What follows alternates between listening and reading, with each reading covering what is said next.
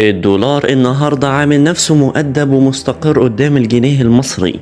مفيش مفاجآت ضخمة، لكن برضو العين عليه. في البنوك الحكومية والخاصة الأسعار شبه نسخة من بعضها، وكأنهم اتفقوا يعملوا هدنة مع السوق.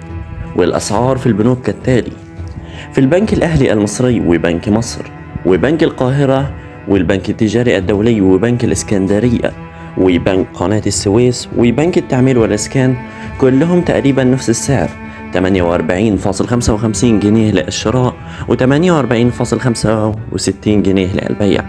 أما في بنك البركة 48.53 جنيه للشراء و48.63 جنيه للبيع.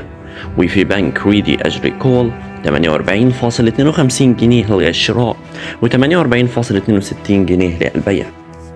الثبات اللي شايفينه ده مش معناه ان السوق هادي فعلا، بالعكس السوق السوداء والضغط على العملة الصعبة دايما بيخلوا الدولار عامل زي التلميذ الشقي اللي قاعد ساكت في الفصل، لكن ممكن يقوم يعمل دوشة في اي لحظة. الطلب على الدولار بيزيد مع اقتراب مواسم الاستيراد ومع التضخم المحلي والعالمي، فممكن نلاقي الحركة اكبر في الايام الجاية. نصيحتي ليك، لو مضطر تشتري دلوقتي ما تأخرش كتير، لأن الاستقرار ده غالبا مش هيطول.